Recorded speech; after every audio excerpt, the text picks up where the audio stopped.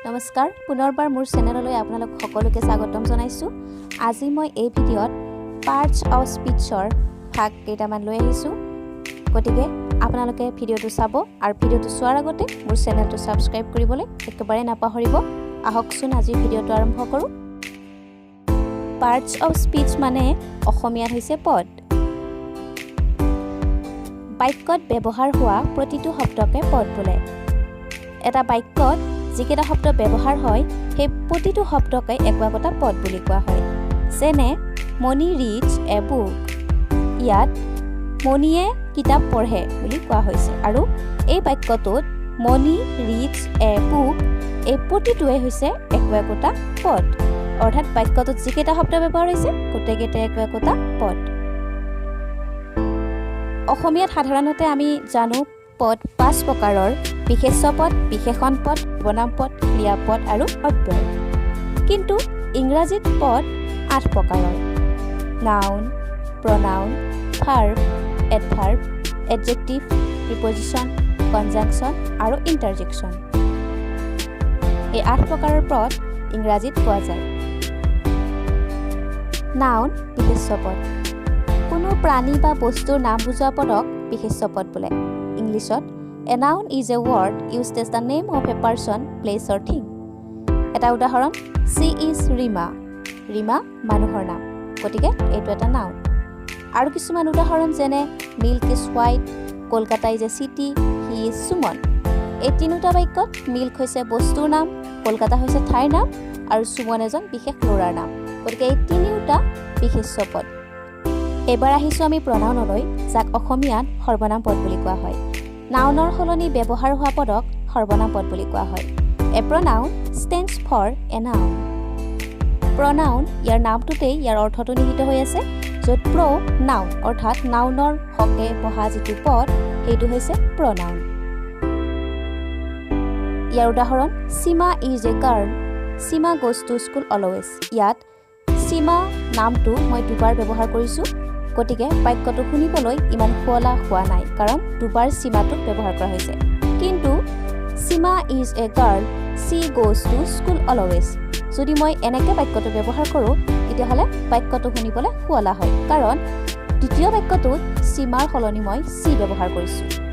ঠিক তেনেকৈ আন এটা বাক্য, sugar is sweet, we like sugar. ইয়াত চুগাৰ দুবাৰ ব্যৱহাৰ হৈছে, কিন্তু যদি মই এনেকৈ কওঁ sugar is sweet, we like it, তেতিয়াহ'লে বাক্যটো শুৱলা হয়। কিছুমান প্ৰনাউনৰ উদাহৰণ, he, she, it, you, we, they, who, that, this, those, our, us, them. এইবাৰ আহিছোঁ ভাৰ্বলৈ। ভাৰ্ব মানে হৈছে ক্ৰিয়াপদ।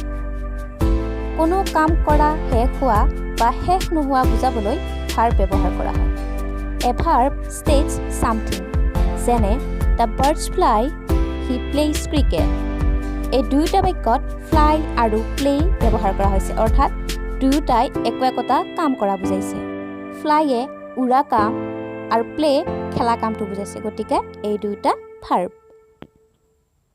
কিছুমান ভাৰ্বৰ উদাহৰণ, cry, like, shine, read, walk, go, bark, run, sing, fly', teach, it, give, কিল, টেল, ৱৰ্ক, চি, ৰাইট ইত্যাদি। এই সকলোবিলাক ভাৰ্বে কিছুমান কাম কৰা বুজায়। উদাহৰণস্বৰূপে ক্ৰায়ে কন্দা, লাইকে ভাল পোৱা, চাইনে পোহৰ দিয়া, ৰিডে পঢ়া ইত্যাদিবোৰ বুজায়। এইবাৰ আহিছোঁ এডজেক্টিভলৈ, যাক বিশেষণ বুলি কোৱা হয়। নাউন, প্ৰনাউন আদিৰ দোষ, গুণ, অৱস্থা, পৰিমাণ আদি বুজোৱা পদক এডজেক্টিভ বা বিশেষণ বুলি। অৰ্থাৎ আমি নাউনৰ কথা জানো, নাউন হৈছে বিশেষ্য পদ যিয়ে নাম বুজায়, আৰু প্ৰনাউন হৈছে তাৰ সলনি ব্যৱহাৰ কৰা পদ, গতিকে এই দুয়োটাৰে দোষ, গুণ এইবিলাক এডজেক্টিভৰ দ্বাৰা বুজোৱা হয়। কিছুমান এডজেক্টিভৰ উদাহৰণ, যেনে ৰাণী ইজ এ বিউটিফুল গাৰ্ল। ইয়াত ৰাণী নাউন আৰু বিউটিফুল এডজেক্টিভ। ইয়াত ৰাণী বিউটিফুল বুলি কোৱা হৈছে, অৰ্থাৎ তাইৰ গুণৰ কথা এই বাক্যটো উল্লেখ কৰা হৈছে। ঠিক তেনেকৈ হি ইজ ভেৰি এংগ্ৰি। ইয়াত হি প্ৰনাউন আৰু এংগ্ৰি এডজেক্টিভ। ইয়াত তাৰ দুখৰ কথা কোৱা হৈছে, অৰ্থাৎ হি ইজ ভেৰি এংগ্ৰি মানে সি বৰ খঙাল, তাৰ দুখৰ কথাটো ইয়াত উল্লেখ কৰা হৈছে। সেইকাৰণে এংগ্ৰি হৈছে এটা এডজেক্টিভ কিছুমান এডজেক্টিভৰ উদাহৰণ the mango is sweet he is an honest man the road is paved এই তিনিটা বাক্য ব্যৱহাৰ কৰিছোঁ মই ইয়াতে আমু মিঠা বুলি কোৱা হৈছে অৰ্থাৎ সুইট মানুহজনক সাধু বুলি কোৱা হৈছে অনেষ্ট আৰু ৰাস্তাটোক বেয়া বুলি কোৱা হৈছে গতিকে সুইট অনেষ্ট পেড আদি একোটা এডজেক্টিভ যাৰ দ্বাৰা বস্তু এটাৰ গুণ বা দোষ বুজোৱা হয়